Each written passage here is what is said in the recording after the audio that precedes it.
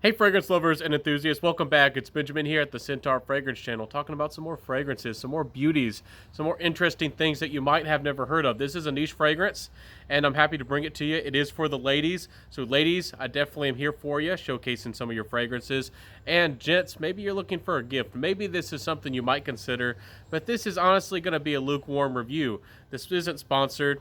I mean, this was not sent to me for review, but even still, I can give it a negative review no matter what. So I hope that y'all like that. I hope that y'all enjoy me actually putting my opinions out there because some of y'all have stated and told me that's what you really want. So first off, this is a very nice smelling fragrance. It's definitely more on that slightly fruity, floral, girly side of things. Maybe like Coco Mademoiselle. It's definitely in that theme of things. Off the top of this fragrance, I noticed a white floral. And the white floral is very well done, very well rounded. It almost reminds me of Magnolia. And I really like actually the white floral aspect to this fragrance. Usually I don't like white florals in fragrances, and it's pretty well done here. There's also a little bit of this jasmine, modern, like maybe dry, airy jasmine that seems to be creeping up or maybe being a little bit of a supporting note to the opening. This fragrance is very nice in the opening, and it does smell of better quality. We'll talk about the price later on, which is a big, it's a big no. It's pretty bad.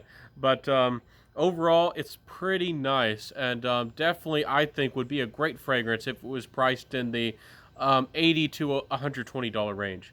But decent fragrance as it dries down. That the opening with the white florals kind of slowly starts to go away, and then the heart of this fragrance to me seems like a slightly dark again, kind of slightly maybe dry, maybe powdery jasmine, and it just becomes this like white musk and modern woods in the dry down. It's not overtly unique, it's not overtly interesting, but it certainly is a daily wear fragrance. It's definitely something that's versatile, easy to wear for a lady. It smells a little bit classy, not overtly classy, not super classy. It's not like something, at least I would think, that you would be going out to a very formal dinner, a big event, or where you want to dress up to the nines. This is to me more of a fragrance where you just want to maybe wear something a little bit nice, but not the nicest thing. Maybe a little bit dressed up in a sundress, or dressed up, a little bit nice casual kind type of clothes.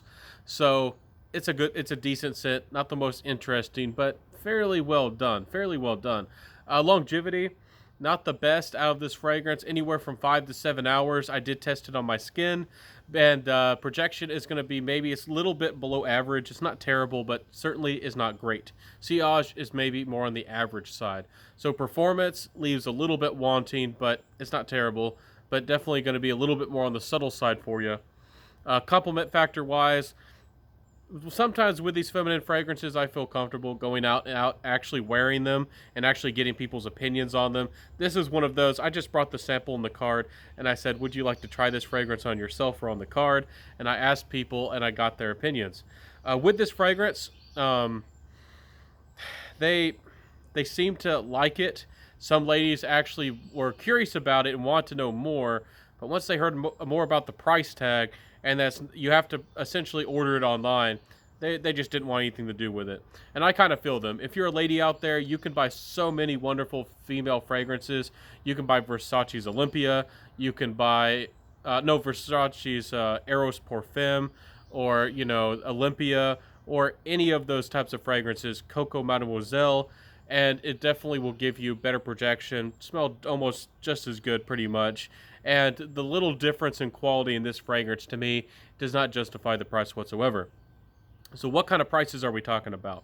We're talking about a fragrance that if you find it heavily, I think it's discontinued, or if you find a great sell on it, and maybe the the seller's even a little bit suspicious, you might be lucky to get this around $80. Full retail is $240 for this fragrance, and there's the flankers. I haven't tried the rest of the brand. I do not want to put the whole brand in a bad light. I wouldn't be amazed if some of their other fragrances are pretty well done, and maybe they're a little bit of a better value. But as far as this fragrance goes, for $240, there's there's so many other great fragrances out there. you know, that are like rose, like Oscar de la Renta's rose fragrance, and those light, bubbly, almost powdery kind of floral fragrances. You could buy so many fragrances and have 4 or 5 fragrances for that price, especially on the discounted market, and you know, have a better time. And they'd be probably more wearable, and probably would be a little bit more likable for you. But nice fragrance, not bad, but I just can't support this fragrance for that kind of price, even though I do think it's a, you know, a nice fragrance. Night blooming flowers. I think they definitely tried to capture that jasmine, and I actually really do like how the jasmine works in this fragrance. But again, niche fragrances definitely, just like designers, need to be critiqued from time to time for their value for the money.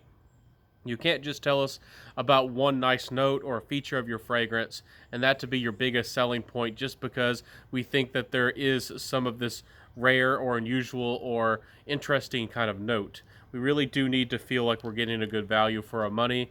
This fragrance just doesn't feel to me like I would ever suggest anywhere near $100 plus for this fragrance. To me, it's definitely in the designer game, but I do like that kind of dark floral aspect. Anyways, hope that y'all enjoyed my review today. Straight, honest, straight to the point, straight from the heart. And I definitely hope that I put another fragrance on your, you know, fragrance radar. There's a lot of fragrances out there. Y'all know that I'm one of those guys, and there's wonderful ladies and other gents out there that still review individual fragrances. They still review, you know, fragrances that are unknown, undiscovered.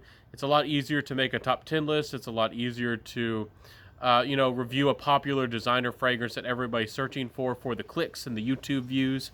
But some of us are very passionate about discovering the new stuff. And I hope that you enjoyed that today. So let me know if you did. If you did and you want to help me out at this channel, please like, comment, subscribe, hit that notification bell, share the video, and tell a friend. I'll see you next time, everybody. I hope that you're smelling great. I hope that you're doing well. I hope that you're safe and sound in this crazy world. And I'll see you next time, everybody. Wear what you love, rock what you got, and peace out, my friends, and bye.